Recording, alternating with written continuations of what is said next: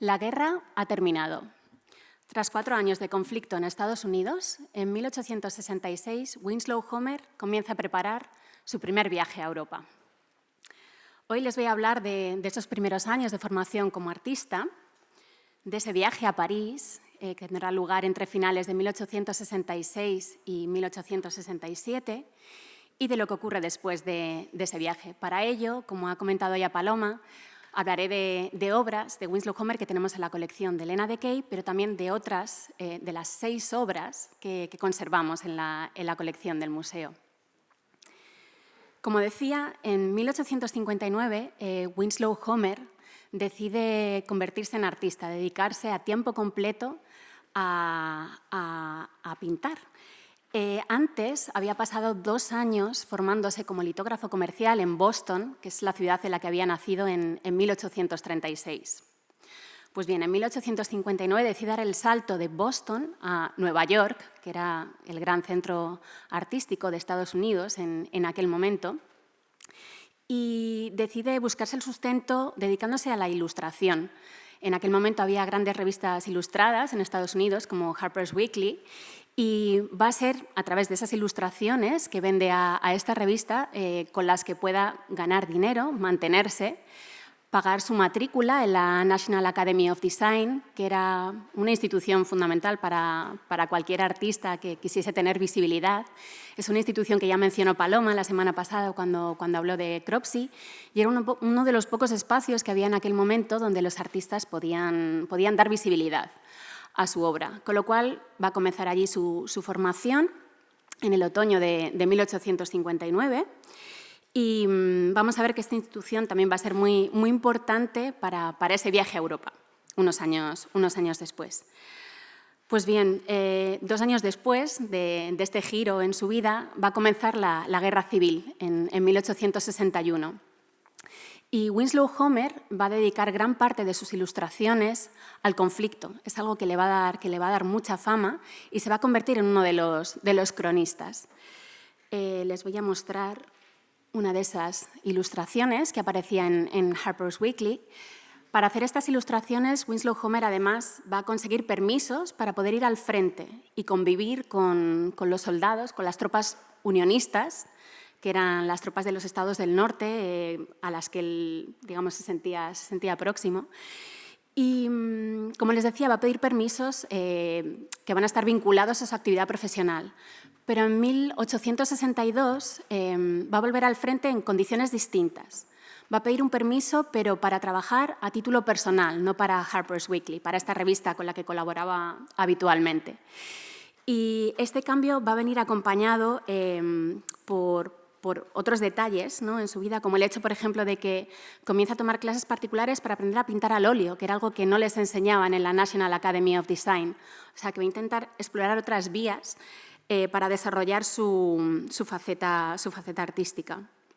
También se va a trasladar a un estudio nuevo en el University Building, que era un edificio conocido por todos los artistas que tenían allí su estudio, entre otros, por ejemplo, Eastman Johnson, que es un artista del que también tenemos obras en la instalación de arte americano que pueden ver actualmente en nuestras salas. Pues bien, ese gran cambio para Winslow Homer se va a ver muy bien retratado precisamente en este grabado, ya que si se fijan en el pie que acompaña la imagen, que voy a ampliar un poco para que lo vean mejor, bueno, figura el título, que es el ejército de Potomac, un francotirador de guardia, y luego especifican entre corchetes que es un grabado realizado a partir de una pintura de Winslow Homer. O sea, a partir de ahora, digamos que la pintura va a cobrar más protagonismo y va a ser el origen, digamos, ¿no?, de estos grabados, y no va a ser un dibujo o un grabado que sea como el motivo principal de su actividad, ¿no? Pues bien, este grabado fue publicado en 1862 y la pintura que realizó, en la que se supone que está basada este grabado, no sería presentada hasta 1863, que va a ser un año muy importante porque va a participar en la exposición anual que se celebraba en la National Academy of Design en Nueva York, con una serie de pinturas, entre otras esta, Home Sweet Home, que es el nombre de una canción Y, de hecho, al fondo de la imagen pueden ver a la banda que está interpretando esta canción. Y en el primer plano tenemos a los soldados. Como les contaba, Winslow Homer va a ser el gran cronista de este conflicto y va a hacer numerosos estudios de todas estas figuras, de todos estos personajes con los que convivía en el frente.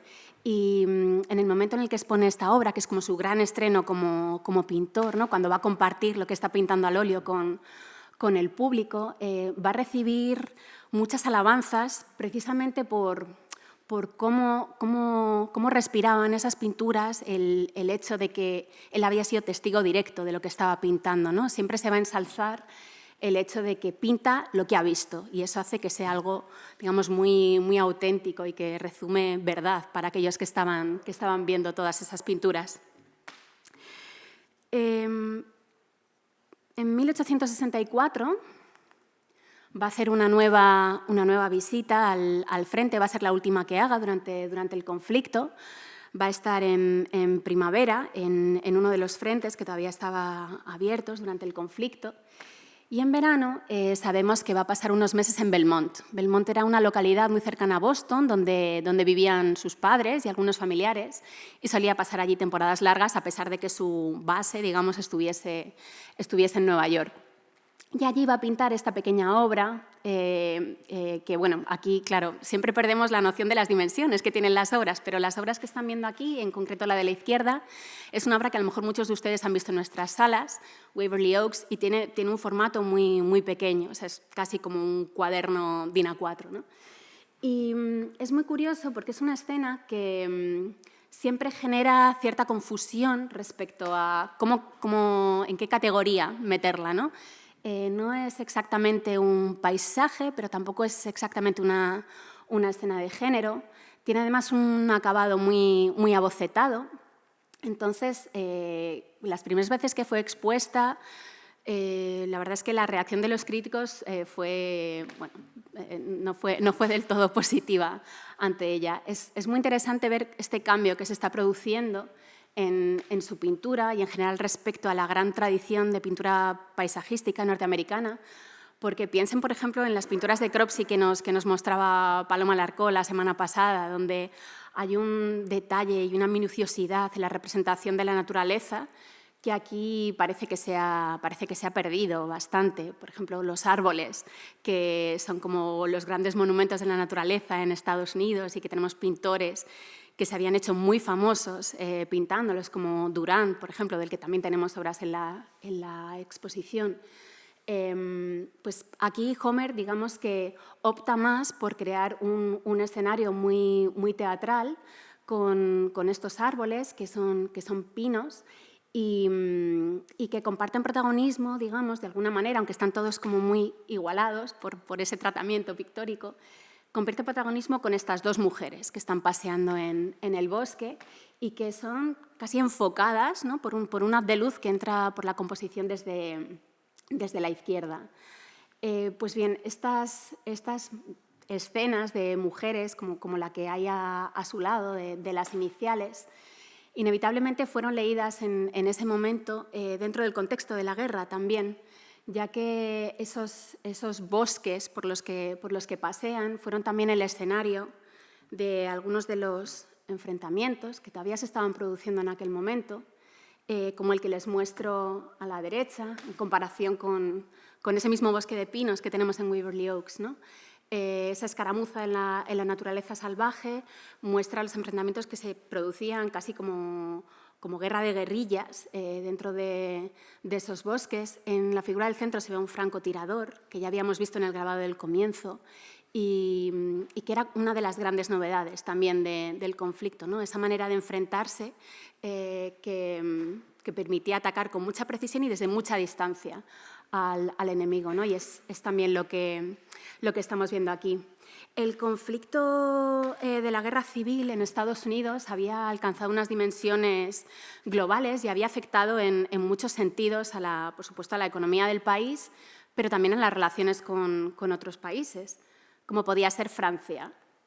Les he traído esta escena pintada por Manet en 1864 también, y es que el conflicto había llegado hasta aguas francesas casi, ¿no? Y entonces Manet se hace aquí eco de un episodio, de una batalla muy cerca de la costa de Cherburgo, en Normandía, donde uno de los barcos de batalla unionistas había torpedeado, o sea, había conseguido hundir uno de los barcos de los confederados.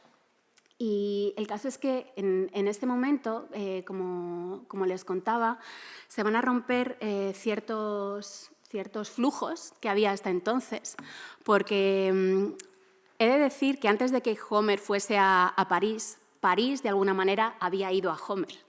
En los años 50 sabemos que hubo muchas exposiciones de arte francés que viajaban hasta Nueva York y Boston, en las que sobre todo se dio a conocer a la escuela, a los artistas vinculados a la escuela de Barbizon. Y no solo eso, sino que había una comunidad de artistas americanos muy importante que se había formado en París y que a finales de la década de 1850, a principios de la década de 1860, volvieron a Estados Unidos. Y con ellos volvió todo lo que habían aprendido de pintores como Millet, por ejemplo, o de Courbet, o de los otros grandes artistas que estaban triunfando en ese momento y que estaban acogiendo a artistas americanos como estudiantes suyos en París, ¿no? Como les decía, una de esas figuras importantes para muchos artistas americanos será Jean-François Millet, y en concreto les muestro esta obra porque fue propiedad de un artista en cuyo círculo sabemos que Winslow Homer se movió, William Morris Hunt, que había vivido en París muchos años y que posteriormente se volvió a instalar en Estados Unidos creando escuela, o sea, acogiendo a nuevos estudiantes y compartiendo con ellos todas las enseñanzas que había recibido en Francia. Otro de los artistas importantes que sabemos que Winslow Homer pudo conocer es Courbet. Y lo sabemos porque en 1866, una vez que había terminado la guerra, se reactivaron las exposiciones y además ocurrió otra cosa. Algunas de las grandes fortunas en Estados Unidos se habían enriquecido todavía más durante la guerra y comenzaron a comprar arte francés, aprovechándose también de la situación que había en Francia en aquel momento, que estaba pasando una gran crisis económica, que sería un poco la que marcaría también el fin, ¿no?, del Segundo Imperio. Con lo cual sabemos que Homer pudo probablemente ver esta obra, pero no solo pudo ver a Courbet, sino también pudo ver a Eugène Boudin, por ejemplo, con este paisaje de playa de Deauville, que además posteriormente sería la primera obra de Boudin en ser adquirida en Estados Unidos. O este otro paisaje de Claude Monet, muy joven y en realidad casi de la generación de Winslow Homer. Es un paisaje de 1864. Claude Monet había nacido en 1840 y Winslow Homer, como les he contado, en 1836, o sea que eran casi la misma generación. Pues bien, en estos años, en estos momentos, justo después de la guerra, Winslow Homer va a seguir pintando obras como esta, que expondría pues justo el año en el que termina la guerra en la National Academy of Design y que sería un gran éxito de crítica y de hecho sería comprada casi inmediatamente por uno de los coleccionistas que estaban vinculados a estas instituciones culturales tan importantes en Nueva York, ¿no? La segunda obra, que también va a estar vinculada a lo que había ocurrido durante la Guerra Civil, es esta otra obra, Prisioneros del Frente, una de las obras más importantes para Homer de este periodo y que verdaderamente le va a llevar a tener un gran éxito entre el público y entre la crítica. En 1866, Estados Unidos va a recibir una invitación de Francia para participar en la Exposición Universal, que se iba a celebrar en 1867 en París.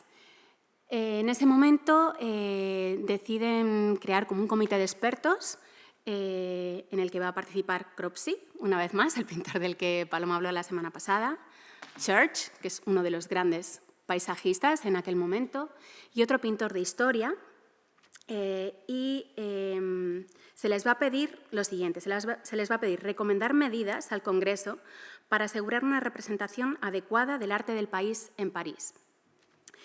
Y esto, bueno, pues Homer, que en aquel momento acaba de tener tanto éxito, le va a valer que escojan esta obra para representar a Estados Unidos en París, nada más ni menos. Esta obra y The Bright Side, la obra que hemos visto anteriormente. Tenían tan poco plazo que no se pudo pedir a los artistas que pintasen algo ex profeso para la exposición universal, o sea que se seleccionaron obras ya existentes. Y una de las personas encargadas de hacer esta selección de obras va a ser Samuel Putnam Avery. Quiero que se queden con este nombre porque va a ser muy importante para lo que les voy a contar esta tarde. Samuel Putnam Avery va a entrar en la vida de Winslow Homer probablemente en este momento, porque Winslow Homer va a dejar en sus manos una serie de obras, que les voy a enseñar ahora, estas dos y otra más.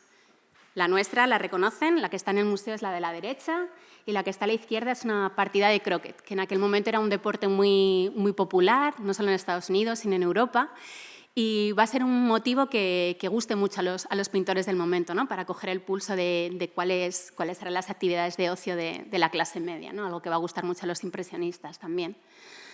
Pues bien, estas dos obras van a ser puestas en manos de Samuel Avery con la intención de venderlas. Y el propósito de conseguir dinero a través de estas ventas era poder financiar el viaje a París, que es, digamos, el tema central de la conferencia de hoy.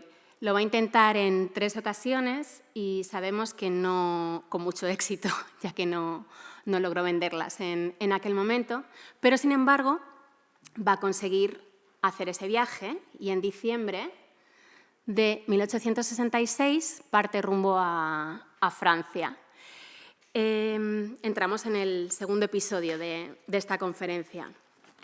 La estancia de Homer en Francia es verdaderamente un episodio sobre el que hay poquísima documentación. No tenemos muchos datos, ni él ha contado en ningún documento explícitamente qué es lo que vio, qué es lo que hizo, con quién se relacionó. Entonces, bueno, yo hoy voy a intentar reconstruir un poco con lo que sí que sabemos, qué es lo que pudo ver, qué es lo que hizo, con quién se relacionó. Pues bien, sabemos que Winslow Homer compartió un estudio con Albert Warren Kessley, que era un amigo suyo de Belmont, y como les decía, juntos compartieron un estudio en Montmartre. Albert es también la figura que aparece en esa escena que Winslow Homer pinta de las gárgolas de Notre Dame, un punto muy turístico, ¿no? al que todo el mundo que visitase París intentaba ir y que, de hecho, va a ser reproducido en numerosas fotografías del momento, en composiciones muy similares a la de Homer. De hecho, algunas veces he intentado buscar paralelismos entre esta obra de Homer y fotografías muy conocidas de Charles Nègre y de Henri Lessec. Sabemos que se va a relacionar sobre todo con artistas americanos. Parece que se va a quedar un poco en ese círculo. No hay ningún testimonio de que se matricule en ninguna de las escuelas que estaban regentadas por los artistas importantes del momento, pero sí que sabemos que algunos de esos artistas americanos con los que se relacionaba, artistas, muchos de ellos que venían también de Boston, como él, como Foxcroft Cole, habían estudiado en escuelas de pintores que estaban relacionados con la llamada escuela de Barbizon, o sea que digamos que eso va a ser, digamos, una fuente de conocimiento para él, ¿no? Lo que estaban aprendiendo estos amigos. Pero vamos a ver qué hace cuando está allí. El motivo principal de su viaje es probablemente el hecho de que estas dos obras estaban expuestas en la Exposición Universal de París, el gran acontecimiento de aquel año en la ciudad.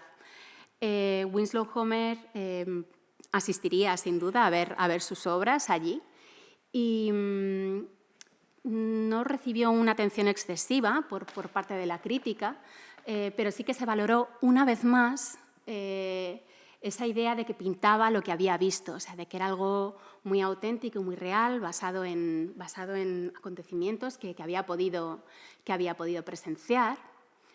Otra de las obras que ocupaba un lugar privilegiado dentro de la exposición era este paisaje de Church que ya les he contado antes que había formado parte, digamos, del comité asesor para preparar el envío de Estados Unidos para esta exposición, y que todavía era una de las grandes figuras del paisajismo en Estados Unidos. No he puesto las medidas en casi ningún caso, pero en el caso de esta obra sí que les voy a decir lo que medía, porque era una obra de 1 metro por 2,30, o sea, era una obra bastante imponente, muy en la línea de ese carácter espectacular que muchos de estos artistas daban y que convertían las exposiciones de sus obras en, digamos, en un acontecimiento en sí, ¿no? Eran mostradas casi solas, ¿no? para que la gente pudiese deleitarse en todos los detalles, ¿no? de estos paisajes tan sublimes, y de los que Winslow Homer, como hemos visto, ya se estaba alejando bastante. Y había 75 obras en la sección de artistas americanos. Esta fue la única que recibió un premio, recibió una medalla de segunda clase, pero había otro artista que sí que merece la pena comentar en profundidad dentro de esta sección, que era Winslow Homer, era Whistler, James McNeill Whistler. Era una figura que llevaba mucho tiempo viviendo en Francia, vivía entre París y Londres, y de hecho en otras ocasiones había expuesto, por ejemplo en otras exposiciones universales había expuesto la sección de Reino Unido, porque se le consideraba más vinculado quizá a Reino Unido o a Francia que a Estados Unidos. Pero por mediación e insistencia de Samuel Avery, de este marchante que finalmente había hecho la selección de obras, había supervisado la instalación en París, digamos que había sido como el correo, ¿no? O sea, como la figura que actualmente se llama correo en los museos. Había convencido a Whistler para que expusiese la sección de Estados Unidos y expondría paisajes como este, en los que poco a poco se va aplanando la imagen. Este todavía es muy figurativo, pero va a ir tendiendo poco a poco a cierta abstracción. De hecho, va a empezar a usar en los años posteriores terminología musical para referirse a sus obras. Y otra de las obras que se incluyó fue esta, que probablemente casi todos ustedes reconozcan porque es de las que aparecen en casi todos los manuales de historia del arte. Aquí, como ven, ya aparece esa terminología musical, y fue una obra que había sido rechazada en otras ocasiones, por ejemplo en la Royal Academy de Londres, y que generaba también sentimientos muy encontrados por la expresión ausente y un poco extraña de la modelo, o por lo inquietante también de esa alfombra que está pisando, ¿no? que es la piel de un animal. Pues bien, sabemos que Winslow Homer probablemente vería esto, y Whistler sería un artista que recibiría críticas muy positivas. De hecho, hay una crítica de un periodista inglés en la que se afirma que probablemente es el único artista americano verdaderamente digno de atención. No sabemos si Winslow Homer, se sentiría inspirado por él, pero vamos a ver que va a aparecer en más ocasiones a lo largo de esta conferencia. Les voy a enseñar otras de las obras que pudo ver en la exposición universal. Por ejemplo, estaba este paisaje de Courbet, que es muy similar, de hecho, al que tenemos aquí en la colección del museo, y era un paisaje que había sido adquirido por el emperador, nada más ni menos, para su colección, y que tiene un acabado del que, digamos, Homer también puede haber bebido en sus obras. Y luego había una representación bastante importante de obras de Millet, como por ejemplo este Ángelus o estas espigadoras. Sabemos que la influencia de la escuela de Barbizon debió de ser bastante importante, ya que en el verano de 1867 Winslow Homer va a decidir hacer un viaje a Cernay-la-Ville, que era una localidad donde había vivido Millet, por ejemplo, y donde habían ido muchos de sus amigos americanos a pintar. Y allí va a pintar paisajes como este, que sería uno de los que expondría cuando regresa luego a Estados Unidos, o sea que para él es representativo de este viaje a a Francia, donde hace una aplicación de la pintura relativamente curiosa, como en grandes manchas, ¿no? Que también va a caracterizar mucho su pintura de finales de la década de 1860. O esta otra figura femenina que recuerda también mucho a esas espigadoras de Millet o a esas campesinas de Breton o de Bastien Lepage que él probablemente pudo ver también en este viaje. Vamos a seguir viendo qué hizo Homer durante estos años, qué otros sitios pudo ver. Bueno, podemos afirmar casi con total certeza que fue al Louvre, que era uno de los destinos, digamos, obligados para cualquier artista, ¿no? Y además lo sabemos porque hizo este grabado. Es un grabado que se publicaría a comienzos de 1868 en Harper's Weekly y que además iría acompañado de un pequeño artículo en el que se mencionaba que Winslow Homer había estado en París el año anterior y que había tomado el pulso de estos espacios donde los artistas y estudiantes y copistas iban a aprender de los maestros antiguos, ¿no? También es muy curioso que mencionen quiénes eran esas personas que estaban allí.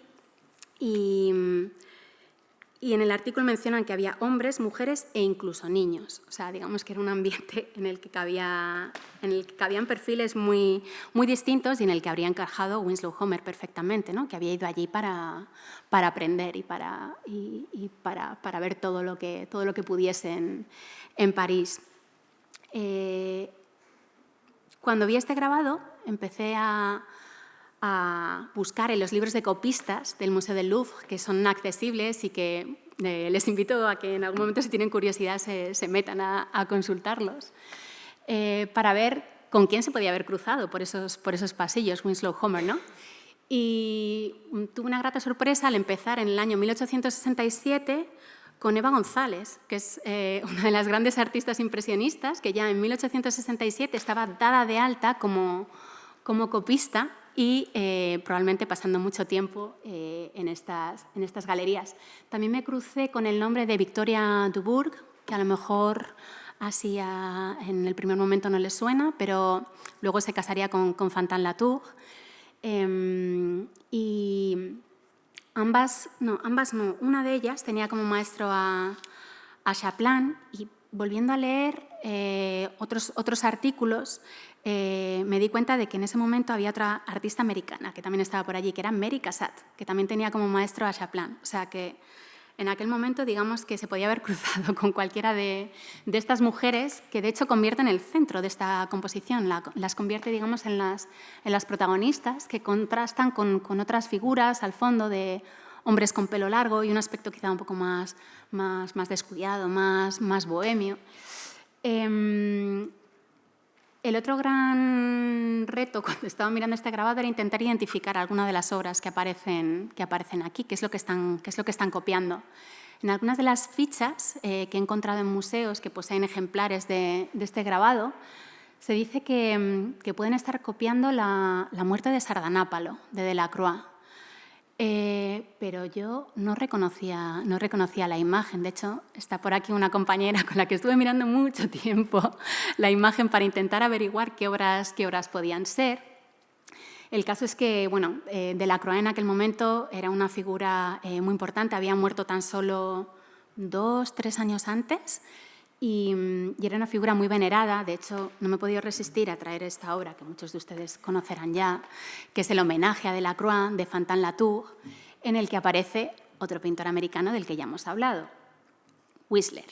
Es la figura que aparece aquí, que, como verán, está perfectamente integrado en la comunidad artística francesa. Ante la falta de certeza sobre la muerte de Sardanápalo como obra que estaban copiando, nos pusimos a buscar crucifixiones o descendimientos o elevaciones de la cruz, y Ángela, que es una compañera del museo que está aquí hoy, dio con esta imagen que podía cuadrar, a lo mejor, ya que al tratarse de un grabado la cruz aparece invertida, como en la otra dirección. aunque tampoco cuadraba mucho que Homer escogiese esta obra, porque no es un maestro antiguo, era un pintor relativamente reciente, que además probablemente tampoco estaba en la Gran Galería. Así que empecé a mirar la guía Baedeker, que se publicó en 1867, que era, digamos, el libro que muchos turistas utilizaban para preparar sus viajes en aquel momento, ¿no? Era como un clásico dentro de las guías de viaje. Y en la guía Baedeker de París y alrededores, de 1867, por supuesto, hay un capítulo dedicado al Museo del Louvre y detallan las obras que había en la Gran Galería, las obras de maestros antiguos. Y hay un nombre que parece bastante importante, que es el de Rubens, y de hecho hay una crucifixión de Rubens. Entonces, quizá fuese Rubens ese maestro antiguo al que estaban copiando y que también llamó la atención de Winslow Homer. Bueno, es un poco difícil de saber, pero aquí les muestro algunas de las grandes pinturas de Rubens que estaban en aquel momento en el Museo del Louvre y que podía haber visto. De hecho, la guía Baedeker habla de que la educación de la reina, que es la pintura que aparece a la derecha, era especialmente popular. Lo mencionan en la guía. Rubens, por otro lado, era como uno de mis candidatos favoritos porque, curiosamente, leí que una de las pocas obras que colgaban en el estudio de Winslow Homer era un grabado de Rubens que se había traído de su primer viaje a Europa, de este viaje de 1867. Y ese grabado, que colgaba en su estudio junto a sus obras y obras de su madre, que eran las únicas obras de arte que al parecer tenía colgadas, es este grabado que ven aquí, o algo similar, por lo menos. En concreto, la parte central.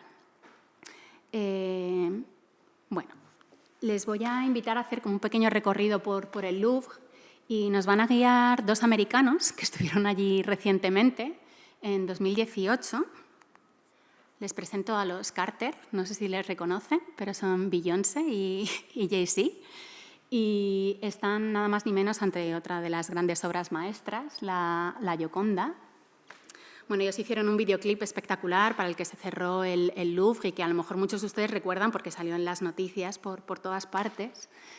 Y escogieron, entre otras obras, este retrato de Madame Récamier, hecho por Jacques-Luc David, y lo muestran, digamos, en diálogo con estas dos mujeres que llevan ese turbante blanco y que se han inspirado en otra obra que también estaba en el Louvre cuando Homer fue allí, que era una obra pintada por una discípula de David, que es este retrato de una mujer negra, o de Madeleine, pintado por Marie Guillemine-Benoit. Y bueno, quiero que se queden con esta imagen también en la cabeza porque más adelante va a volver a surgir.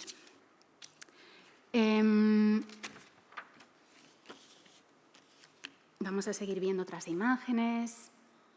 La balsa de la Medusa, otra gran obra que Winslow Homer pudo ver y que puede estar relacionada con los paisajes que hará, sobre todo de la década de 1880, en el que además la figura principal que culmina esa pirámide humana, digamos, es un hombre de origen africano, que también va a ser algo que Winslow Homer va a introducir en su pintura. Ya hemos visto que había afroamericanos en algunas de sus escenas durante la Guerra Civil, pero es algo que va a tener una presencia bastante importante en su obra y que va a estar relacionado con la abolición de la esclavitud y con todos los cambios sociales que se estaban produciendo en Estados Unidos.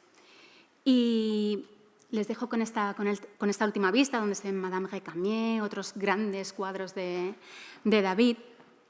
Y bueno, sabemos que ya les he contado que hay como muy poca documentación sobre este viaje, pero sí que se conoce una carta que Winslow Homer escribió el 26 de agosto de 1867 a un amigo en Nueva York. Y en esta carta, digamos que nos da muchas pistas de cuál era su situación en aquel momento. En la carta le dice: a lo mejor te acuerdas de una de mis pinturas, Waverly Oaks. ¿Se acuerdan ustedes ese cuadro de tamaño y formato que Winslow Homer ya había intentado vender en 1866 para financiar su viaje? Bueno, pues Winslow Homer explica que se lo ha prestado a un amigo y que le haría un gran favor si a lo mejor accede a comprárselo, detalla el precio, le pide $100 y le cuenta que está trabajando muy duro, que considera que ha mejorado bastante y que cuando vuelva a casa va a poder ganar bastante dinero. Pero le gustaría quedarse un poco más de tiempo en París y por eso necesita intentar vender esa obra de nuevo para poder financiar su viaje. Bueno, su petición no fue muy exitosa, ya que sabemos que en octubre Winslow Homer vuelve a Estados Unidos, probablemente gracias a la ayuda económica de Kelsey, de su compañero de piso del que ya hemos hablado. Y vamos a ver qué pasa cuando vuelve a Estados Unidos. Vuelve hace el largo viaje en barco, que ilustra, de hecho, en este grabado, que se publicará a finales de 1867. Retoma de nuevo su actividad como ilustrador con bastante intensidad, ya que, como les he contado, va a ser su fuente principal de ingresos durante muchísimo tiempo. Y vuelve a ocupar su estudio en el University Building, que durante su ausencia había sido ocupado por otra persona cuyo nombre a lo mejor les suena. Su estudio fue ocupado por Charles de Kay, que era un crítico de arte que va a apoyar a Homer desde que entablan amistad y que además era hermano de Helena de Kay, que es la retratada en esta obra deliciosa que tenemos en la colección. Pues bien, va a conocer a Helena de Kay, Homer, probablemente en 1868, les va a presentar Charles de Kay. Y Charles de Kay, además, va a ayudar a Homer comprando algunas de sus obras. Por ejemplo, esta, que sabemos que tuvo a Charles de Kay como primer propietario. Es una obra en la cual la datación no está muy clara. Hay algunos autores que piensan que a lo mejor fue pintada antes del viaje a París, otros piensan que pudo ser pintada durante su estancia en París y otros que consideran que lo hizo después, y ya ven que el rango es de 1867 a 1869. En 1868 apenas va a pintar, solo hay registradas 4 pinturas ese año, y en 1869, sin embargo, sí que va a pintar 19 obras y va a empezar a exponer otra vez. Esta es una de esas obras que pinta en 1869.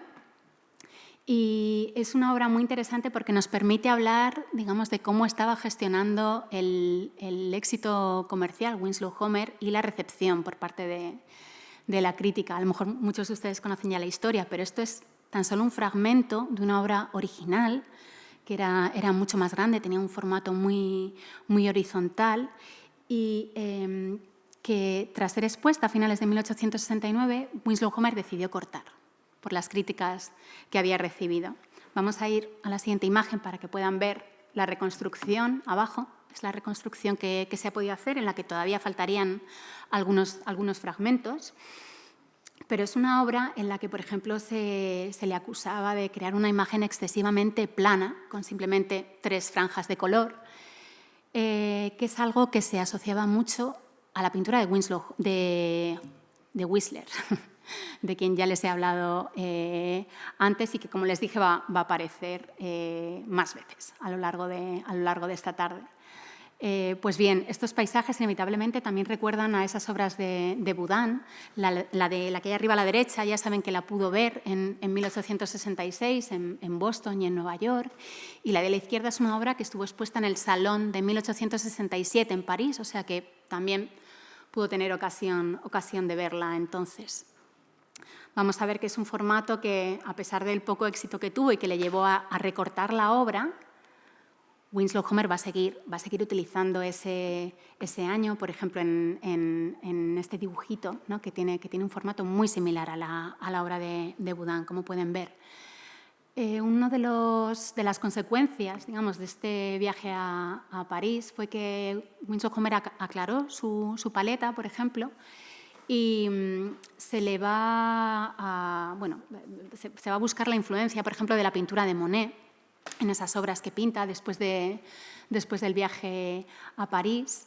Pero es algo que no va a durar demasiado y que además generaba cierta inquietud en los críticos de arte, que consideraban que muchos de los artistas americanos, digamos, que se estropeaban después de ir a Francia, ya que acababan intentando imitar lo que hacían esos artistas y no creaban, digamos, un arte nacional, digamos, ¿no? que es lo que estaban intentando crear para el país, que en la Exposición Universal, de hecho, había sido muy reconocida por todos los avances tecnológicos, pero en el ámbito cultural todavía, digamos, que seguía quedándose atrás respecto a las otras grandes potencias, ¿no? que había en aquel momento. Pues bien, seguimos. Y bueno, les cuento que Winslow Homer no consiguió vender la pintura a pesar de cortarla e intentar hacerla más, digamos, más digerible para el público, ya que pasó directamente a su hermano, a ser propiedad de su hermano cuando Winslow Homer murió. Pero, como les decía, seguimos avanzando. Nuevos cambios en la vida de Winslow Homer. Va a dejar su estudio en el University Building y va a conseguir un estudio en un edificio nuevo que se había construido en la 10th Street y que sería muy popular entre los artistas, ya que ofrecía espacios mejor iluminados, amplios y que además tenían espacios comunes donde los artistas podían exponer sus obras, que eso era algo fundamental, ya que, como les he contado, no había muchos ámbitos en los que los artistas pudiesen visibilizar sus obras en aquel momento. Y adivinen quién va a ser su vecina allí. Helena Decay. Helena Decay había estado estudiando en la Cooper Union, en la sección para mujeres, y también va a alquilar un estudio allí. Van a empezar a tener una relación más estrecha. Van a compartir círculo de amigos. Ella, bueno, venía de una familia de intelectuales y va a ser muy activa. No solo se va a dedicar a la pintura, sino que también va a dedicarse a la ilustración. Y, de hecho, Homer bueno, le va a ofrecer su ayuda en numerosas ocasiones para intentar que vendiese sus ilustraciones, por ejemplo, a Harper's Weekly. Y va a tener distintos maestros. De hecho, Homer va a ser una figura que va a estar a medias entre la amistad, pero también va a ejercer de mentor de alguna manera. Y ella, bueno, también se va a formar con otros artistas para decepción de Homer, que no va a ser el único, ¿no? que pueda trabajar con ella, ya que la va a considerar no solo un aprendiz, que es así como la describe en alguna de sus cartas a ella, que hay 8 cartas maravillosas que se conservan de la correspondencia entre ellos, sino que también va a ser una musa. Y le va a pedir en numerosas ocasiones que se pase por el estudio, que para que su pintura mejore necesita que le visite al menos una vez al mes. Pero bueno, ya digamos que va a seguir su propio camino. Y en estas cartas se menciona en numerosas ocasiones los retratos que está haciendo de ella, o el retrato. No sabemos muy bien si solo hay uno o hay más, pero lo que está claro es que uno de ellos es este que ven aquí, que es el retrato de Helena Decay, pintado hacia 1872. Tampoco hay total certeza sobre la fecha, pero se cree que pudo ser pintado ese año, en parte por estas cartas de las que les hablo, que están fechadas en ese momento. ¿Saben con qué obra nadie se puede resistir a comparar este retrato de Helena Decay? No sé si alguien tiene en mente una obra que se pinta el año anterior. La pinta Whistler, de nuevo, y es el retrato de su madre. Es una obra que inevitablemente todos asocian por esa austeridad, por la figura de la mujer sentada, de perfil, contemplativa, y que inevitablemente pues, lleva a comparar la obra de estas 2 obras de estos artistas. Sin embargo, hay un problema, y es que esta obra no fue expuesta en Estados Unidos hasta la década de 1880. Yo no he encontrado reproducciones en prensa tampoco de la obra, pero de nuevo me encontré con Samuel Avery investigando esta obra y cómo podía haber llegado hasta Winslow Homer para inspirar su retrato de Helena Decay. Y encontré esta foto que se conserva en la Biblioteca Pública de Nueva York, y que es una foto que está dedicada a Samuel Avery, que, como ya saben, conocía a Whistler perfectamente, y de hecho desde 1870 en adelante va a hacer viajes a Europa para comprar arte y para relacionarse con, bueno, con todos los artistas, digamos, con los que tenía contacto, entre ellos Whistler. La obra está dedicada aquí, no sé si lo pueden leer bien, SP to SP Avery. Está firmada aquí, esta fotografía, con el año 1872, un año después de que la pintase. Y yo pensé que esta podía ser una conexión bastante plausible, porque todos esos historiadores que plantean que esto puede ser una fuente, es verdad que siempre recalcan que no hay constancia de que pudiese haber visto la obra tan temprano. Y de hecho hablan de Charles de Kay como un gran apasionado de Whistler, que pudo hablar a Homer de esta obra, pero creo que la conexión con Samuel Avery es todavía más factible, ¿no? Porque Samuel Avery seguía implicado en todos los comités de todos los espacios en los que Winslow Homer exponía, por ejemplo, en 1872, y bueno, yo no puedo resistirme a imaginármelos viendo la foto juntos en la Union League o en el Century Club, que era uno de esos lugares en los que podían coincidir. Les voy a mostrar las obras juntas. Aquí las tienen. Y luego encontré otra coincidencia curiosa, pero esto ya es pura fantasía. Ese mismo año, Winslow Homer va a hacer otro retrato, no se sabe si de Helena de Kay, pero es este retrato que ven aquí a la derecha, donde de nuevo se muestra una figura femenina de perfil, sentada en una silla, en esta ocasión al aire libre. Y el cuadro se titula La mariposa, porque esta mujer, quizás Helena de Kay, tiene una mariposa encima de su mano. Y la mariposa, como muchos de ustedes probablemente sabrán, era la firma de Whistler. Así que ya en esa euforia de intentar buscar conexiones también, bueno, me pareció curioso, ¿no?, la presencia de esa mariposa.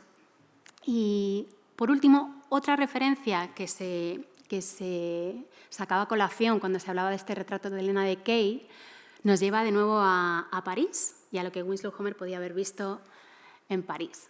Nos lleva de nuevo al retrato de Madame Récamier, que era una obra muy conocida y que tiene el mismo aspecto austero del fondo en el que se encuentra Helena de Kay, que probablemente era ese estudio que tenía Winslow Homer en el 10th Street Building.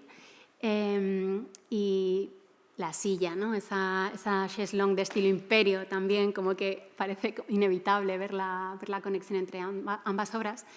Y bueno, este es como, digamos, el cierre del círculo, ¿no?, después de ese viaje a París.